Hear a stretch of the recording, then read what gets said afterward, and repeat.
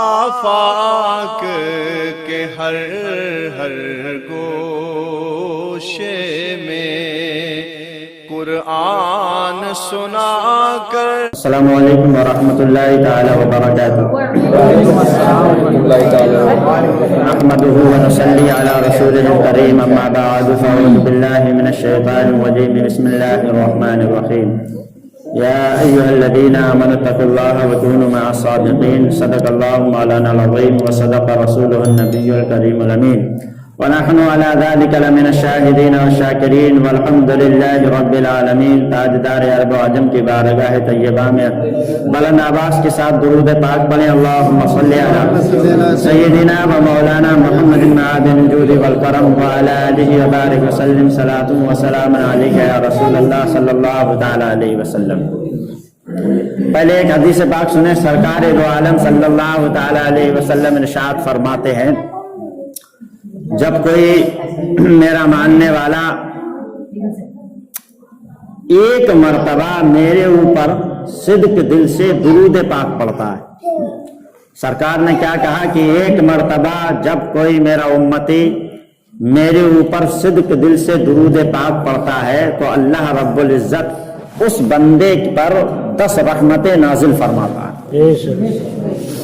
دوسری چیز سرکار نے اسی حدیث میں فرمایا، صحابہ نے کہا یا رسول اللہ ایک مرتبہ کوئی پڑھے گا تب اس کے لیے 10 رحمتیں نازل ہوتی ہیں، اور اگر کوئی 10 مرتبہ آپ پر درود پاک پڑھے تو کیا ہے؟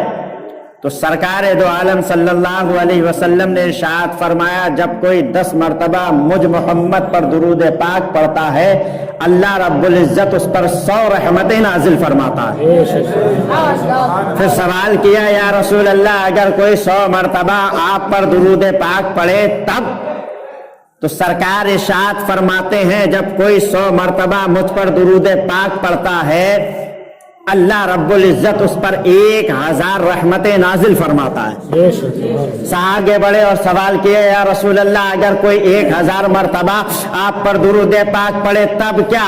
اب دیکھیے، پہلے سرکار نے کہا ایک مرتبہ کوئی درود میرے اوپر بھیجے اللہ رب العزت اس پر 10 رحمتیں نازل فرماتا ہے۔ سرکار نے کہا جو 10 مرتبہ مجھ پر درود بھیجے اللہ رب العزت اس پر 100 رحمتیں نازل فرماتا ہے۔ آگے سرکار نے کہا جو 100 مرتبہ مجھ پر درود پاک بھیجے اللہ رب العزت اس پر 1000 رحمتیں نازل فرماتا ہے۔ کا ارشاد فرماتے ہیں جب کوئی بندہ مجھ پر 1000 مرتبہ درود پاک بھیجتا ہے قیامت کے دن جب جاتے ہوں گے تو اس حال میں جائے گا وہ میرے ساتھ میں جنت میں کہ میرا کاندھا اس کے کاندھے سے ٹچ ہوگا اور میرے ساتھ میں وہ جنت میں جائے گا۔ خواجہ غریب نواز کی محفل کو منانے والے ہیں آپ، لنگر کو لٹانے والے ہیں آپ، در در جا کے بھٹک کے چندہ کرنے والے ہیں آپ۔ لوگوں نے چندہ دیا، آپ نے چندہ کیا، انتظام آپ نے کیا۔ بڑے خوش نصیب ہیں وہ حضرات جو خواجہ غریب نواز کی محفل میں آ کر یہاں پہ جلوہ افروز ہو گئے۔ میرا خواجہ جانتا ہے کون بریانی کے لیے آیا ہے، کون کھیر کے لیے آئے گا، اور کون مجھ خواجہ کا ذکر سننے کے لیے یہاں آیا ہے کہ نہیں؟ آپ کہیں گے کیسے؟ اب سنیے ایسے، خواجہ غریب نواز کی محفل میں جو آتا ہے بلا شبہ وہ جنتی ہوتا ہے۔ آپ کہیں گے کیسے؟ شیخ سعدی شیرازی رحمت اللہ تعالی علیہ اپنی کتاب کے اندر ایک واقعہ نقل فرماتے ہیں، ارشاد فرماتے ہیں ایک مرتبہ میرا گزر جنگل کی طرف سے ہوا، میں نے کیا دیکھا؟ استنجے کی غرض سے ایک ڈیلا زمین سے مٹی کا اٹھایا، اٹھانے کے بعد اس کو اپنے قریب کیا، قریب کرنے کے بعد میں نے کیا دیکھا کہ اس کے اندر سے مشک اور جعفران کی خوشبو آ رہی ہے۔ بولیے سبحان اللہ۔ کیا فرماتے ہیں؟ میں نے مٹی کا ڈھیلا لیا، اس ڈھیلے کے اندر سے مشک اور جعفران کی خوشبو آ رہی رہی ہے, آپ حیرت میں پڑ گئے, آپ کی حیرت کی انتہا نہ رہی. اے پروردگار عالم, ہم نے مٹی کے اندر آج تک خوشبو کو آتا ہوا نہیں دیکھا ہے, آخر اس کے اندر خوشبو آئی کہاں سے؟ اے میرے مولا, تو اس مٹی کے ڈیلے کو گویائی عطا فرما. میں شیخ سعدی اس سے پوچھوں گا کہ تیرے اندر خوشبو آئی کہاں سے؟ شیخ سعدی کا کہنا تھا اللہ نے اس مٹی کے ڈیلے کو گویائی عطا فرمائی, مٹی کے ڈیلے کے اندر سے آواز آئی, شیخ سعدی بولو, کیا بولنا چاہتے ہو؟ پوچھو, کیا پوچھنا چاہتے ہو؟ معلوم کرو, کیا معلوم کرنا چاہتے ہو؟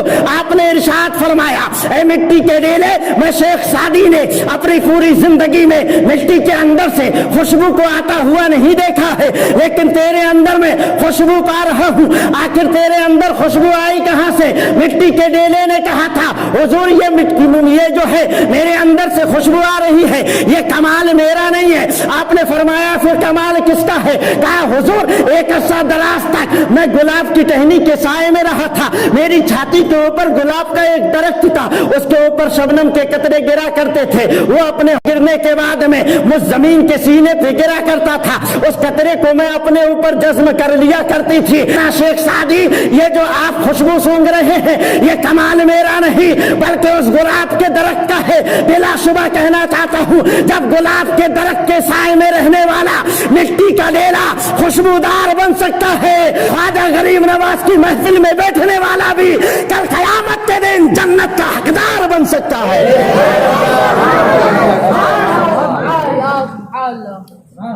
خواجہ غریب نواز, میں نے آج بتایا تھا اپنے مسجد میں, جو لوگ وہاں تھے انہوں نے سنا ہوگا.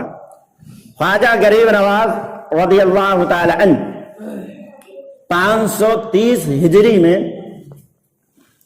سنجر کی علاقہ سستان میں حضور خواجہ غریب نواز پیدا ہوئے. آپ کی والدہ ارشاد فرماتی ہیں کہ جب میرا بیٹا خواجہ معین الدین حسن میرے شکم میں آیا, جب میرے شکم میں میرا بیٹا آیا, ہمارے گھر میں بڑی خیر و برکت ہوئی. آپ فرماتی ہیں کہ رات کو جب میں اللہ کا ذکر کرنے کے بعد لیٹا کرتی تھی, آرام کیا کرتی تھی, تب میرے پیٹ کے اندر سے, میرے شکم سے اللہ اللہ کی آوازیں آیا کرتی تھی. میں نے بارگاہ خدا بندی میں عریضہ پیش کیا, اے خالق کائنات, یہ جو آوازیں آتی ہیں یہ بڑی خوبصورت آواز ہے, بڑی پیاری آواز سے کوئی تیرا ذکر کرتا ہے. اے پروردگار عالم, یہ ہے کون جو تیرا ذکر کرتا ہے؟ غیب کے پردے سے آواز آئی, اے نور بی بی, یہ کوئی اور نہیں میرا بندہ خاص خواجہ معین الدین چشتی ہے, جو تیرے پیٹ میں رہ کر بھی مجھے یاد کر رہا ہے اور مجھے راضی کر رہا ہے. اب خواجہ غریب نواز حسنی حسینی سید ہے, حسنی بھی ہیں اور حسینی بھی ہیں. حضور خواجہ غریب نواز کا نسب حضرت امام حسین سے بھی ملتا ہے اور حضرت امام حسن سے بھی ملتا ہے. حضور خواجہ غریب نواز کے والد کا نام سید غیاث الدین, ان کے والد کا نام سید نجم الدین, ان کے والد کا نام سید عبدالعزیز, ان کے والد کا نام سید ابراہیم, ان کے والد کا نام سید ادریس, ان کے والد کا نام امام موسیٰ کاظم, ان کے والد کا نام امام جعفر صادق, ان کے والد کا نام امام باقر, ان کے والد کا نام سیدنا امام زین العابدین, ان کے والد کا نام سیدنا امام حسین, اور ان کے والد کا نام مولا علی, ان کے بیوی کا نام سیدہ فاطمہ, اور ان کے بابا کا نام جناب محمد رسول اللہ. کون ہوئے؟ حسینی. اب حسینی کیسے؟ ان کی والدہ کا نام سیدہ نور بی بی, ان کے والد کا نام سید داؤد, ان کے والد کا نام سید عبداللہ, ان کے والد کا نام سید زاہد, ان کے والد کا نام سید مورس, ان کے والد کا نام سید داؤد, ان کے والد کا نام سید موسیٰ جون, ان کے والد کا نام سید عبداللہ مخفی, ان کے والد کا نام سیدنا امام حسن مصنع, اور ان کے والد کا نام سیدنا امام حسن, ان کے والد کا نام مولا علی مشکل کشا شیر خدا کرم اللہ تعالی وجہ الکریم, اور ان کی بیوی کا نام سیدہ فاطمۃ الزہرا, اور ان کے والد کا نام جناب محمد رسول اللہ. یہ کون؟ حسنی حسینی سید حضور خواجہ غریب نواز. ان کی عمر مبارک جب بڑی، جیسے حضور میں ابھی کہہ رہا تھا نا کہ خواجہ غریب نواز جب پیدا ہوئے تو ان کی والدہ فرماتی ہیں جب میرا بیٹا خواجہ معین الدین چشتی کا ظہور ہوا، جب وہ اس دنیا میں تشریف لایا تو میرے بدن سے ایک نور نکلا۔ کیا نکلا؟ فرماتی ہے جب میرا بیٹا خواجہ معین الدین دنیا میں تشریف لایا تب میرے جسم کے اندر سے ایک نور نکلا، اور اتنا نور نکلا کہ اس نور سے پورا سنجر معطر ہو گیا، خوشبو سے مہکنے لگا۔ اب یہ خواجہ معین الدین چشتی ہیں، جب روئے زمین پہ تشریف لا رہے ہیں، ان کی خوشبو سے، ان کے نور سے پورا سنجر معطر ہو جاتا ہے، خوشبو سے مہکنے لگتا ہے۔ اب آؤ آقا کی بارگاہ میں چلتے ہیں، ان کے نانا کی بارگاہ میں چلتے ہیں۔ جب میرے آقا تشریف لائے تو عالم کیا تھا؟ پوچھتے ہیں حضرت آمنہ سے، آپ بتائیے جب ہمارے آقا آپ کے بطن اقدس سے پیدا ہوئے تو آپ نے کیا دیکھا؟ حضرت آمنہ فرماتی ہے میں اپنے جھوپڑے میں بیٹھی بیٹھی جب میرا محمد پیدا ہوا، میں اپنے جھوپڑے میں بیٹھے بیٹھے میں نے ملک شام کے محلات کا نظارہ دیکھ لیا، ملک شام کو میں نے ملاحظہ فرما لیا۔ سمجھ رہے ہیں؟ یہ کس کے شان؟ نبی معظم کی۔ اور خواجہ غریب نواز کی زندگی جو ہے وہ نبی صلی اللہ علیہ وسلم کی زندگی کی سانچے میں ڈھلی ہوئی ہے۔ کیسے؟ سرکار صلی اللہ تعالی علیہ وسلم پیدا نہ ہوئے، ان سے پہلے ان کے والد بزرگوار کا وصال ہو گیا ہے کہ نہیں؟ خواجہ غریب نواز ہوئے تشریف لائے دنیا میں، اس کے بعد ان کے والد بزرگوار کا بھی وصال ہو گیا، سمجھ رہے ہیں؟ لیکن جب خواجہ غریب نواز کے والد بزرگوار کا وصال ہوا، بہت ساری جائیداد چھوڑ کر آپ اللہ کو پیارے ہوئے۔ ایک باغ تھا جس باغ کے اندر ہر طریقے کے میوہ ہوا کرتے تھے۔ باغ کس کا تھا؟ خواجہ غریب نواز کا۔ ہر طریقے کے، ہر طرح کے میوہ اس کے اندر ہوا کرتے تھے۔ وہ باغ اور کچھ نقدی چھوڑ کر آپ کے والد اللہ کو پیارے ہو گئے۔ خواجہ غریب نواز کے اوپر گھر کی پوری ذمہ داری آئی۔ آپ روزانہ صبح کو ماں کے پیر کو چوم کے ہاتھوں کا بوسہ لے کر ہاتھوں کو اپنے سر پہ رکھ کے باغ میں جایا کرتے تھے اور جا کر باغ کی رکھوالی کیا کرتے تھے، باغ کو سیراب کیا کرتے تھے، باغ میں پانی لگایا کرتے تھے، باغ کی رکھوالی کیا کرتے تھے، کہیں کوئی جانور باغ کو نقصان نہ پہنچا دے، وہاں رہا کرتے تھے۔ جب شام کو گھر آیا کرتے تھے تو رقم جو ملا کرتی تھی، جو آپ کو منافع ہوتا تھا، جتنا سامان آپ بیچا کرتے تھے، جس نے پھل آپ کے فروخت ہوا کرتے تھے، اس رقم کے آپ 2 حصے کیا کرتے تھے۔ ایک حصہ اپنی ماں کو دیا کرتے تھے خواجہ غریب نواز، اور ایک حصہ راہ خدا میں خرچ کر دیا کرتے تھے۔ ایسی اسنا میں ایک مرتبہ کیا ہوا، خواجہ غریب نواز پہنچے اپنے باغ میں، ایک اللہ کا ولی جس کو قطب کہا جاتا ہے، وہ کون تھے؟ حضرت ابراہیم قندوزی رحمت اللہ تعالی علیہ باغ میں تشریف لائے اور آ کر گھومنے لگے۔ خواجہ غریب نواز باغ میں پانی لگا رہے تھے، اچانک اٹھ کر وہاں سے آئے اور آنے کے بعد حضرت ابراہیم قندوزی کو دیکھا۔ دیکھنے کے بعد آپ کے چہرے کی زیارت کی، اور زیارت کرنے کے بعد باغ کے اندر تشریف لے گئے۔ بہت سارے طریقے کے، بہت طرح کے پھل آپ نے توڑے، اور توڑنے کے بعد حضرت خواجہ ابراہیم کے پاس میں رکھے، اور رکھنے کے بعد میں ایک پیالہ پانی لیا ٹھنڈا، وہ حضرت کے پاس رکھا۔ اس کے بعد میں ایک ایسا انگور کا خوشہ جو اپنے سباب پر تھا، پورا پکا ہوا تھا، وہ ایک خوشہ توڑا، ابراہیم قندوزی کی بارگاہ میں رکھا، اور رکھنے کے بعد آپ نے عریضہ پیش کیا، حضور تناول فرمائیے۔ حضرت ابراہیم قندوزی جو اپنے وقت کے بہت بڑے قطب تھے اور بہت بڑے اللہ کے ولی کامل بھی تھے، انہوں نے اس میں سے کچھ چکھا، اور چکھنے کے بعد آپ اٹھے۔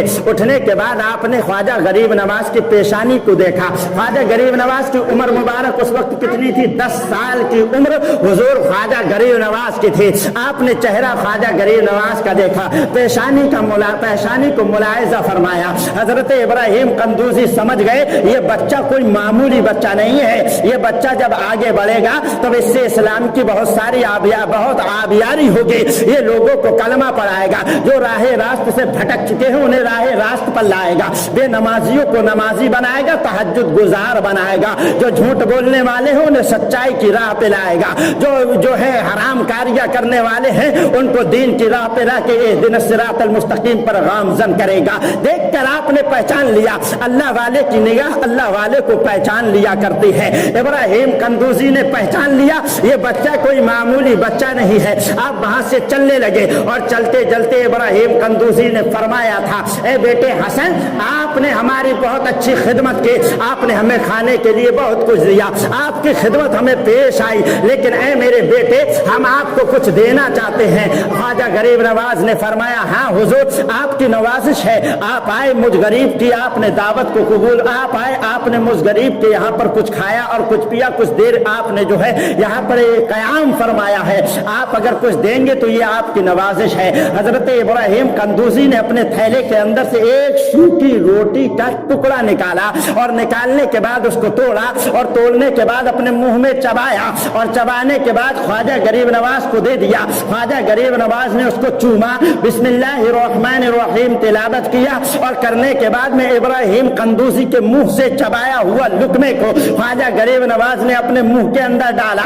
और उसको चबाना शुरू किया। अब ख्वाजा गरीब नवाज उस लुकमे को चबा रहे हैं, वो चबाते चले जा रहे हैं। अचानक आपने क्या देखा कि संजर के इलाके सिस्तान में खड़े खड़े आपने क्या देखा कि अर्श आजम को आपने वहीं खड़े खड़े मुलाहिजा फरमा लिया, मदीने के नजारों को आपने वहीं खड़े खड़े देख लिया, वहीं से खड़े होकर आपने मदीने की ज़ियारत कर ली। अब जब आपकी निगाह खुली है, आपने अपनी निगाहों को खोला है, तो क्या देखते हैं, इब्राहिम कंदूजी तो वहां मौजूद नहीं है, बल्कि पता ये लगा कि इब्राहिम कंदूजी ने अपने मुंह का निवाला गरीब नवाज को दिया और देने के बाद में उन्होंने चबाया और गुंबद खजरा का नजारा इब्राहिम कंदूजी ने ख्वाजा गरीब नवाज को कराया और कराने के बाद में चले गए। पता ये लगा कि मदीने के गुलाम देख मदीने के गदा देखे दुनिया के इमाम अक्सर, मदीने के गदा देखे दुनिया के इमाम अक्सर, बदल देते हैं तकदीर मोहम्मद के गुलाम अक्सर। समझ रहे,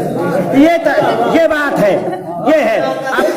अब लोग ये कह सकते हैं यार ये कैसे हो सकता है, संजर के इलाके में गरीब नवाज खड़े हुए हैं, एक रोटी का टुकड़ा खाया और खाने के बाद मदीना कैसे देख लिया वहां बैठे बैठे। खुरापाती आदमी तो कुछ भी कह सकता है ये नहीं, तो उसका तोड़ भी देना चाहिए ताकि आप फंसो नहीं। तो पहले बोलो सुभान अल्लाह। तो क्या हुजूर सल्लल्लाहु ताला अलैहि वसल्लम मजलिस लगी हुई है, हजरत ज़ैद बिन हारिसा रज़ी अल्लाह ताला अन्हु सरकार के पास आए सुबह की नमाज पढ़ने के बाद। जब सरकार सल्लल्लाहु अलैहि वसल्लम के करीब आए तो सरकार ने उंगली का इशारा किया, हजरत ज़ैद बिन हारिसा सरकार के करीब आए और सरकार दो जहां सल्लल्लाहु अलैहि वसल्लम ने फरमाया, ए ज़ैद रात आपकी कैसी गुजरी, क्या कहा कि आपकी रात कैसी गुजरी। तो हजरत ज़ैद बिन हारिसा ने अरीज़ा पेश किया, या रसूल अल्लाह दिन में तो मैं रोजे था, पूरा दिन मैंने रोजा रखा, रात ऐसी गुजरी कि जब मैं इबादत करके लेटा तो पूरी रात आपके इश्क में आपकी मोहब्बत में तड़पता रहा, या रसूल अल्लाह तड़पता रहा। इतना कहा, सरकार ने फरमाया ज़ैद आगे क्या हुआ। तो हजरत ज़ैद बिन हारिसा ने अरीज़ा पेश किया, या रसूल अल्लाह मैं मदीने की धरती पे बैठे बैठे मैंने अर्श आजम को देख लिया, ऐसे देखा जैसे लोग जमीन पे खड़े होकर आसमान को देखते हो, ऐसे मैंने बगैर हिजाब के बगैर पर्दे के अर्श आजम को देख लिया, अर्श आजम में अर्श आजम बालों को देख लिया। सरकार ने फरमाया और क्या हुआ।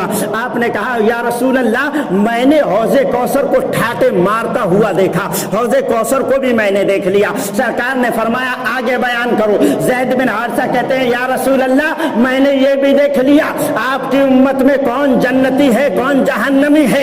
मदीने की सरजमीन पे खड़े हैं ज़ैद बिन हारिसा, सामने नबी का चेहरा है। कहते हैं, या रसूल अल्लाह मैंने मदीने में खड़े खड़े जो है जन्नत के 8 दरवाजे देख लिए, जहन्नम के 7 तबकात को देख लिए, हौज़े कौसर का हौज़ روزے کو سے ٹھاٹے مار رہا تھا، میں نے اس کا بھی مظاہرہ کر لیا۔ سرکار نے کہا اور بتاؤ، تو زید بن حارثہ نے کہا یا رسول اللہ عرش اعظم کو بھی دیکھ لیا، عرش اعظم والوں کو بھی دیکھ لیا، اب کہتے ہیں یا رسول اللہ کیا آگے بھی کچھ بتاؤں، آگے بھی کچھ بتاؤں، آگے بھی کچھ بتاؤں؟ سرکار نے کہا چپ جاؤ۔ اب یہ چپ گئے، پتہ یہ لگا میرے نبی نے اپنے اوپر کے دانتوں سے اپنے ہونٹ کو دبایا ہے، مطلب یہ تھا کہ سرکار کہنا یہ چاہتے ہیں زید تو نے تو آج دیکھا ہے، تب یہ کہتا ہے کہ اب بتاؤں اب بتاؤں، میں تو کب سے دیکھ رہا ہوں، نہ جانے جب نہ کب تھا نہ تب تھا نہ اب تھا، میں تو تب سے دیکھ رہا ہوں۔ گویا کہ میرے نبی نے ارشاد فرمایا زید تو آج کہتا ہے